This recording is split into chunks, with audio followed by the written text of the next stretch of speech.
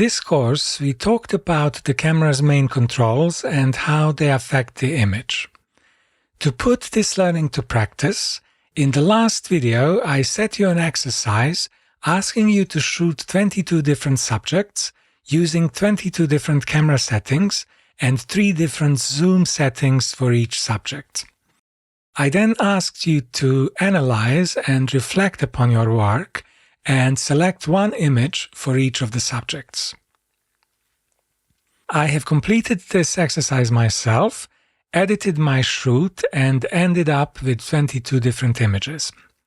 I would now like to share my results with you and talk you through 10 insights and observations I thought you would find useful.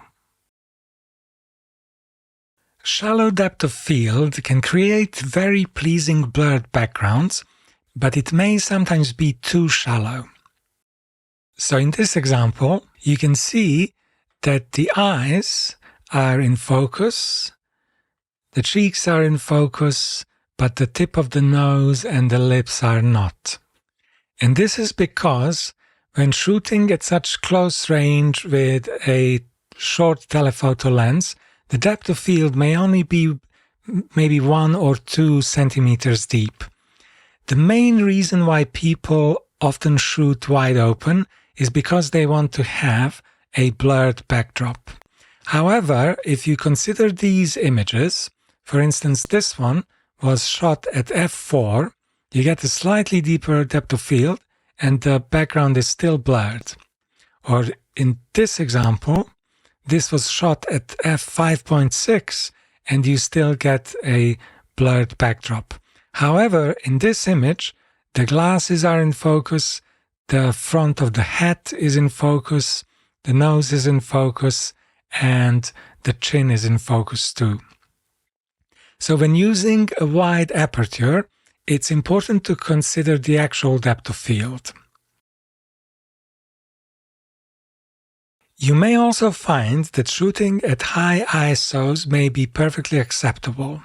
Camera technology is constantly improving, so these days it may be possible to shoot at very high ISOs with minimal noise. This image was shot at ISO 6400, which is a very high ISO, and if you look closely you can see that there's hardly any noise present in the image. So don't be afraid to boost the ISO if needed, and also experiment with your own camera to see how far you can push it. You may also find that hand-holding the camera at slower speeds may be possible. We said that a good rule of thumb when shooting handheld is to keep our shutter speed at 1/60th of a second or faster. However, newer cameras often feature built-in image stabilization that can compensate for camera shake, which means that it may be possible to handhold the camera at slower speeds. In these examples, I was handholding the camera at 1/15th of a second, which is a relatively slow shutter speed. How slow you can go will depend on the focal length of the lens and your camera. So again, you need to experiment. And also note that this technique will only work with static subjects. If there is a moving subject in the frame, shooting at 15th of a second would render it blurry. When photographing a subject, take time to explore it from different angles. Moving around and finding the best perspective can make a significant difference in the final image. So don't settle for the first idea that comes to mind. Experiment and try out different angles. Consider shooting from above, from below, or try to find unusual viewpoints to add interest. So for example, I shot this pagoda from 3 different sides, and then in editing I decided to go with this image. Just as you consider aperture and shutter speed, you should be deliberate about the lens focal length you choose. Different focal lengths can drastically impact the perspective and overall feel of an image, So you should explore how different focal lengths affect the composition and storytelling potential of your images. So in this example, I started photographing the traffic on this bridge with a wide-angle lens. But then when I decided to switch to a 50mm lens and an 85mm lens, I realized that I had to move to a completely different spot. So my choice of the focal length was dictating where I was going to stand and what kind of an image I was going to get in the end. And as we said, you don't have to have a prime lens to do this. You can simply tape your zoom or just make sure to set it to one focal length before taking a picture. Lighting can have a huge impact on your images, so you should pay close attention to lighting conditions when shooting.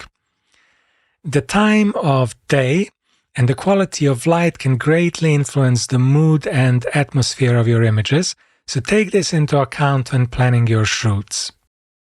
In this example, I got 3 very different looking images just because the lighting conditions changed.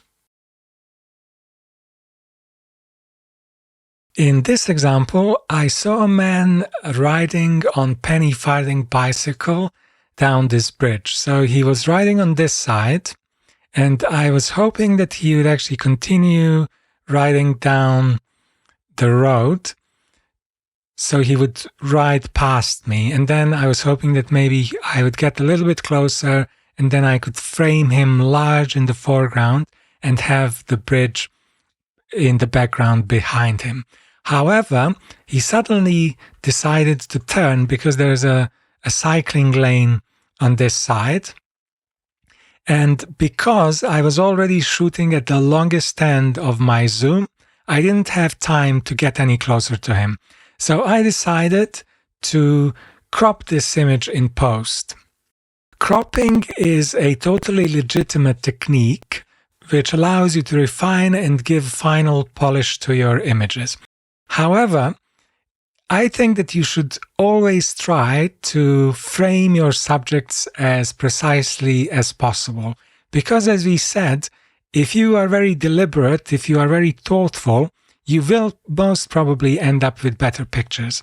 And another thing to consider is that by cropping this image, I reduced effectively my camera resolution from 40 megapixels to 28 megapixels. And this can be an issue if you want to print your images very large, for example. If you've been using a camera for a while, you have probably concluded that you cannot always rely on the camera's light meter to give you correct exposures. This is because the meter gets easily fooled by subjects that are either overly bright or overly dark. So for example, in this image, I deliberately overexposed, so I went against the recommended meter reading because I knew that the very bright sky behind this lamppost is going to fool the light meter. It would make it underexpose. So I knew because my subject is in the shade, I would overexpose by maybe 2 or 3 stops to expose for the subject and not for the sky. And in this example, I went the other way. So I underexposed by 2 stops because I wanted to turn this bridge into a silhouette.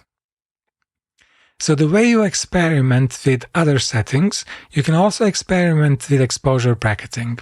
Sometimes you can do this for an effect, for example, to turn something into a silhouette, like in this image, or sometimes you can bracket in order to capture the widest dynamic range.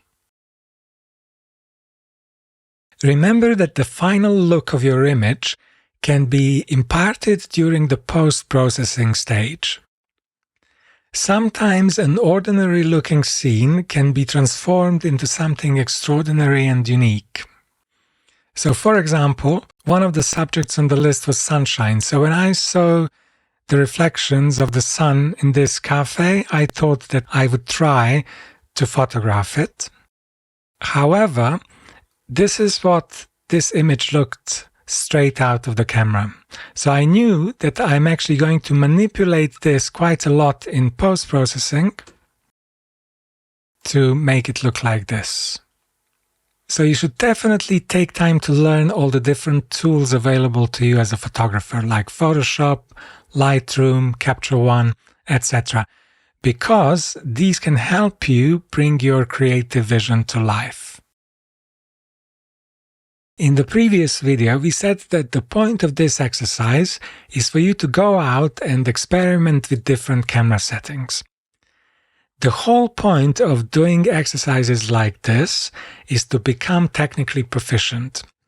Because when you become technically proficient, operating the camera becomes a second nature to you. So instead of worrying about the camera, you can concentrate on the subjects you are photographing. So regardless of the observations and conclusions we drew from this exercise, make sure to keep experimenting and don't be afraid to break the rules. Because very often the most interesting images are the result of taking creative risks and stepping out of your comfort zone. I hope you enjoyed working on this exercise and that you found it useful.